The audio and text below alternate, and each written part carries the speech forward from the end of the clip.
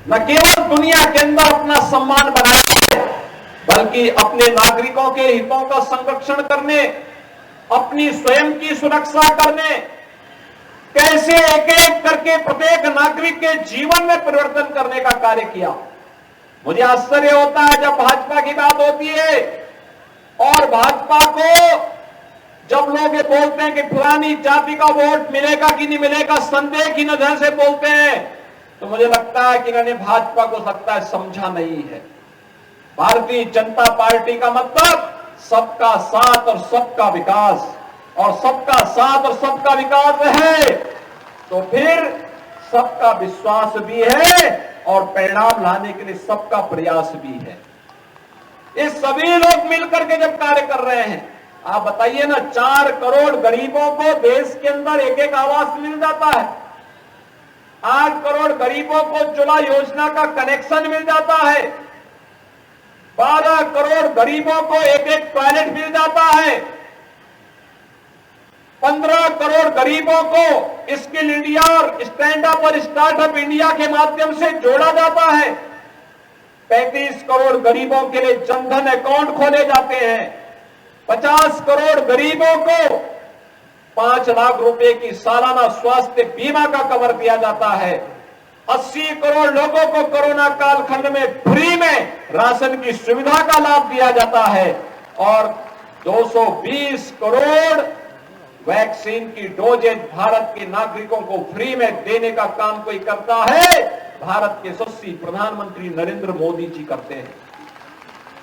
और भाइयों बहनों, यही कहने के लिए आज मैं आपके पास आया हूं। हमने तो सबका साथ और सबके विकास के भाव के साथ काम किया।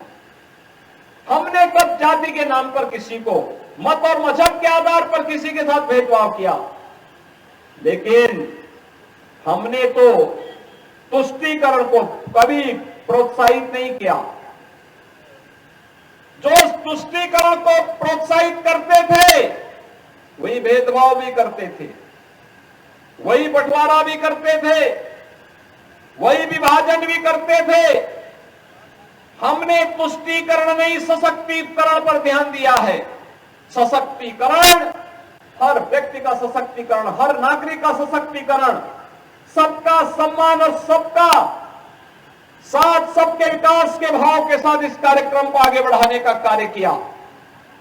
आज उत्तर प्रदेश ये परिवारवादी और जातिवादी मानसिकता के दलों से उभर करके एक राष्ट्रवाद की सोच के साथ आगे बढ़ करके आज प्रधानमंत्री मोदी जी के मार्गदर्शन में विकास की नित नई ऊंचाइयों को प्राप्त करता हुआ दिखाई दे रहा है।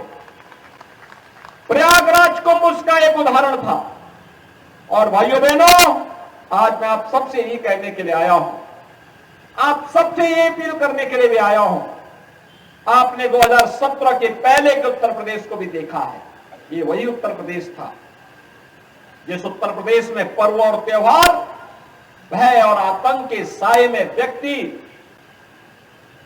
कांपता था। पर्व और त्योहार आते थे, लोगों को लगता था पता नहीं अब क्या हो जाएगा। लेकिन आज आप देख रहे होंगे, पर्व और त्योहार आते हैं, लोगों के घरों में खुशहाली आती है। पर्व और त्योहार के सही मायने आज पता लगते हैं। आज प्रदेश में कर्फ्यू नहीं, दंगा नहीं, आज तो उत्तर प्रदेश में सब और चंगा ही चंगा है। और भाइयों बहनों, इसलिए है क्योंकि सरकार की कार्रवाई जीरो टॉलरेंस की है। जो लोग पहले आतंक के बल पर गरीबों की संपत्तियों पर कब्जा करते थे, व्यापारियों से रंगदारी वसूली करते थे, आज गले में तख्ती लटका करके जाने के लिए मजबूर हुए हैं। आज व्यापारी को कोई व्यापारी रंगदारी नहीं देता है।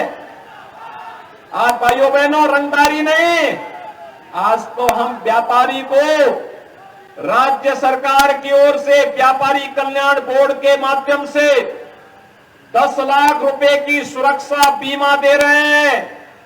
और भाइयों बहनों, यही नहीं, पीएम स्वनिधि योजना में स्ट्रीट वेंडर को भी आर्थिक स्वावलंबन की ओर अग्रसर बढ़ाने का काम हो रहा है।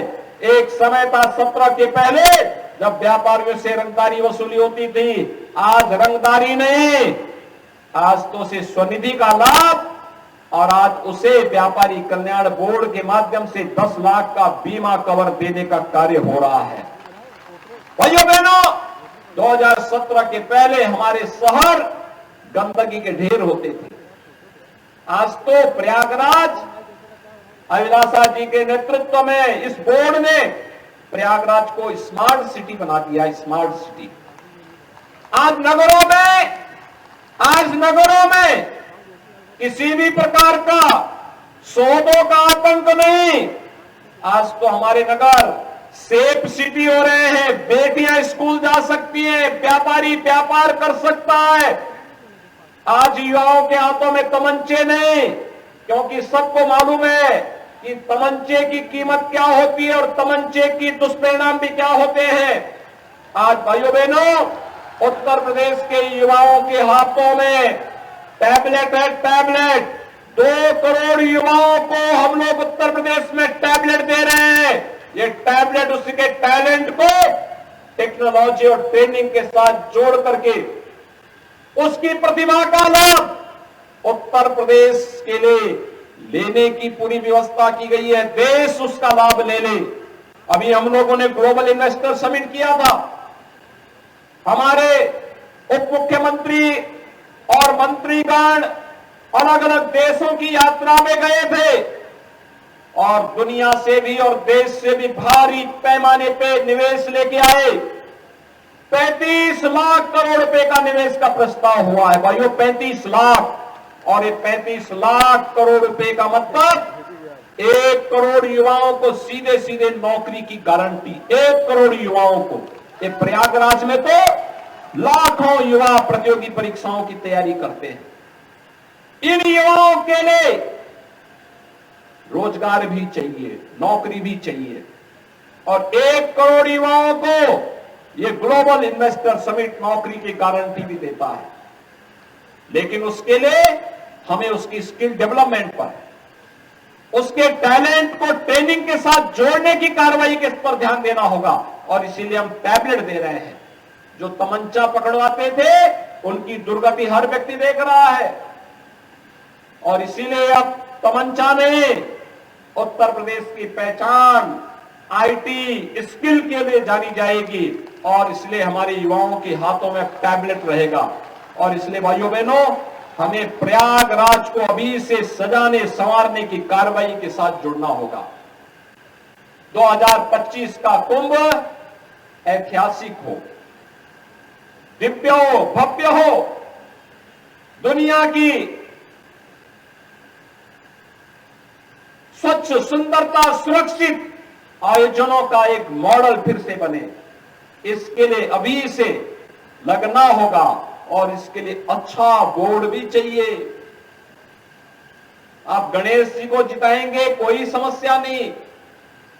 हर ओर से आवाज आ रही है, जनता जनार्दन आशीर्वाद दे रही है, लेकिन इनके हाथ पैर तो नगर निगम बोर्ड में पार्षद होंगे, पार्षद। इसलिए 100 पार्षदों में से भी इनका मेजॉरिटी का बोर्ड बने, इसके लिए भी कमल का फूल हर वार्ड में खिलता हुआ दिखाई देना चाहिए। आप तैयार हैं? सभी लोग तैयार हैं? यहां पर केशव जी कैंप कर रहे हैं, यहां पर नंदी जी कैंप कर रहे हैं, यहां पर स्वतंत्र देव सिंह जी कैंप कर रहे हैं, यहां पे सिद्धार्थनाथ सिंह जी कैंप कर रहे हैं। हमारे 3 सांसद आपने यहां से दिए हैं। हमारे सभी विधायकगण और एमएलसी गण यहां पर कैंप कर रहे हैं। वरिष्ठ जन है, संगठन के पदाधिकारी है, इन सब का आशीर्वाद एक साथ प्राप्त हो जाएगा। इस दृष्टि से आप सबका आशीर्वाद भी चाहिए। सहमत हैं सभी लोग? गणेश केसरवानी जी के नेतृत्व में फुल मेजॉरिटी का बोर्ड बनाएंगे प्रयागराज में। और भाइयों बहनों, प्रयागराज में आप बनाइए, और हम लोगों ने माफियाओं की जो अवैध संपत्ति थी उस पर तोड़ करके जो गरीबों का आवास बनाए, बोर्ड बनाइए। अगले महीने उस संपत्ति पर गरीबों को आवास आवंटन करने के लिए भी आने जा रहे हैं यहां पर।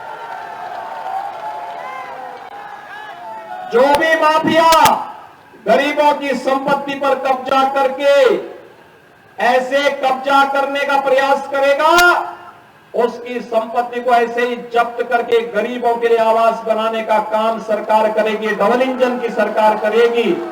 हर गरीब को संरक्षण देंगे, हर शरीफ को, हर व्यापारी को सुरक्षा देंगे। लेकिन राज्य सरकार भ्रष्टाचार और अपराध में जीरो टॉलरेंस की नीति के तहत कार्य अपना अनवरत जारी रखेगी। इस विश्वास के साथ श्री गणेश केसरवानी जी के नेतृत्व में भारतीय जनता पार्टी के फुल मेजोरिटी के बोर्ड को बनाने की अपील प्रयागराज वासियों से करता हूं। और भाइयों बहनों,